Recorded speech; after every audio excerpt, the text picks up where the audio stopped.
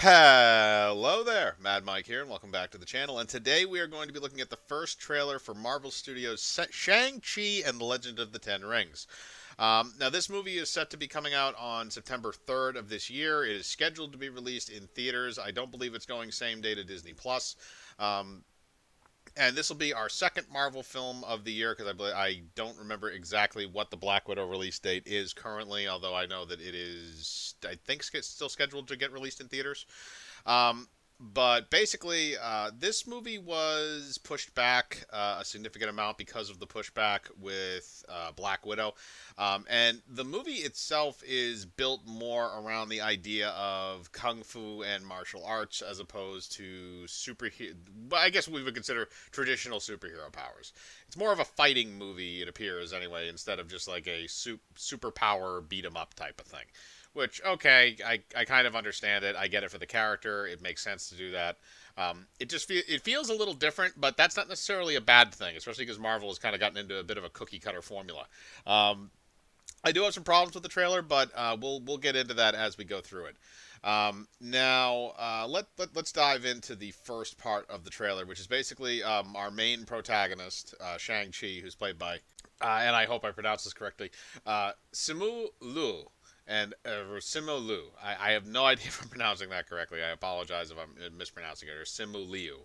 But basically, our protagonist Shang-Chi walks up to this very thick wooden beam. It looks like it has a worn punch hole in it, or a worn like indent from punching it so many times.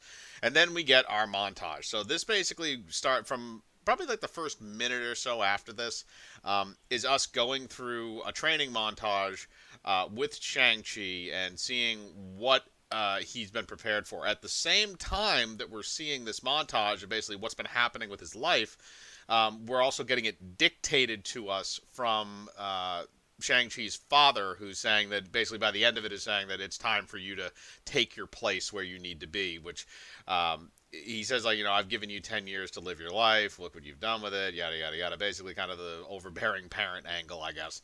And then they cut away from that, and they have kind of a little cut in there, but I'm not sure if they just did that so they could have the line of I refuse. Or no, or I won't, something like that. I can't remember the exact line that he says, but he basically turns down that offer. And then I'm assuming that then leads to the main conflict of the film, where we see basically him fighting a bunch of various different enemies. We see some kind of ninja type character with a mask on.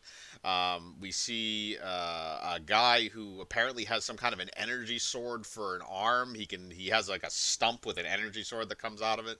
And a few other, random henchmen and stuff like that. Nothing really, I would say, that was too massive of a reveal, which I think is a good thing when you're doing a trailer like this. I don't think you want to, throw everything out there at once. There were a couple cool little fight scenes in there. There's one where he's near the end of the trailer where he's on this train. He punches these two guys in the face, and then they go to this wide shot where he leaps up in the air.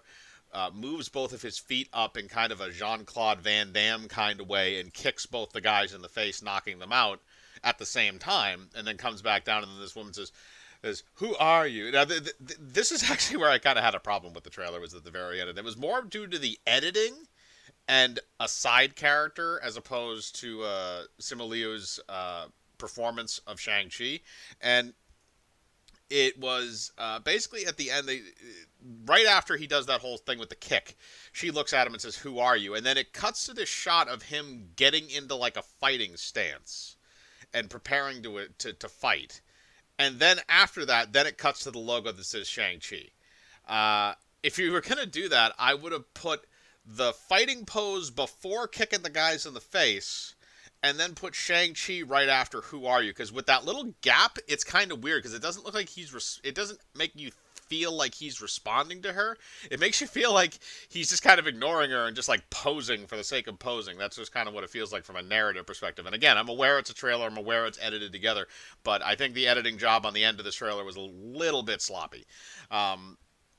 Then you also have the last part of the trailer with some random character that gets involved in what looks like a bus chase. There's a big bus chase and a crash and stuff in this trailer, which again, it's a superhero movie, or technically is one. So I understand if you're going to have these big set pieces and stuff like that. That's actually kind of small, actually, considering for a Marvel movie, if it's just kind of like a bus on a road. But it does look like it's an okay action sequence. I don't think it looks bad. They didn't overload the trailer with jokes, which I think is probably a good thing. There's a couple of them in there, but they weren't overbearing. They weren't stupid. It wasn't a joke a minute thing, like they tend to do with these. So again, that doesn't have any bearing on the final film. I'm just judging the trailer on what I've seen so far. Um, Now, the other thing that I've looked at this movie for, and it's something that Disney has done in the past with their movie Mulan, is that this movie I feel like is a lot heavier aimed at foreign markets, more closely the Asian markets, Japan, Korea, more specifically China. And I think that's the reason why they decided to wind up making this film. Not because they wanted to do Shang-Chi in a good role. The other thing is that they couldn't use Iron Fist, and if you wanted to replace Danny Rand with maybe a later Iron Fist, I think there's multiple. There's a few of them if I remember correctly. Um, if you wanted to replace him with somebody because you didn't want to have the actor come back or something like that, because I think there was some kind of an issue with him initially, because he didn't really work out or anything for the role, but I think there was some communication errors and stuff going on there. Um, and I know that when that show ended, when the Netflix show ended, and that's what I'm referring to when I refer to the Iron Fist actor. Um, when that show ended, all those guys had 2-year contracts that said, well, they had contracts that said you cannot appear outside of the show or any other Netflix properties for 2 years as this character. And those actually just ran out not long ago. The cancellations for those were just a little over 2 years ago now. I think maybe one or two of those shows might be left, and it might be Jessica Jones and Punisher. I think those were the last two that went up before the cancellations started to go on. So that could be a possibility that maybe they wanted to get that guy for something else and keep the continuity, like they kind of wanted to do with Charlie Cox, who I think got signed on for that Spider-Man movie. And they wanted to do something with him, but they couldn't. But they still had to develop this film because they were pushing it forward because of the Chinese audience. So I think that's a lot of the possibility why they decided to go with this particular character. In addition to that, again, it's a kung fu movie, more or less. It's a superhero kung fu movie. So I can live with certain things in that because I know what to expect from a kung fu movie and I know what to expect from a superhero movie. Now, the other thing, like I said before, we don't really see any too much over the top stuff in this. We see the guy that has the sword for the arm. We see some kung fu. There is one scene where we see Shang-Chi, and it looks like his arms are glowing or his veins are glowing, which means he has some kind of a superpower that they're not showing in the trailer. And I think at one point Shang-Chi maybe had some kind of power over the Iron Fist. I don't remember. Or not the Iron Fist specifically, but like key related stuff. I'm not too familiar with his character in the comic books outside of a few small things. So if anybody wants to educate me in the comments, feel free. Um, but like I said, very simple trailer. It is called a teaser trailer, even though it's about 2 minutes long. As usual, I'm going to link it below for the people that want to watch it. But like I said, that's just kind of what I think about it. It's very standard to me. It didn't do anything that wowed me, but it didn't do anything that made me hate it outside of the editing at the end. So I want to know what you think. Do you like the trailer? Did you not like the trailer? Are you excited for the movie? Are you not excited for the movie? Do you like what you've seen so far with this? Do you want to see more of these smaller properties start getting adapted, like Shang-Chi and stuff, into films or television series by Marvel/Disney? Put your thoughts in the comments below. As usual, I like to read them. Hit the bell for notifications. Hit the like button. Subscribe, and remember, I live my life free of compromise. Do you?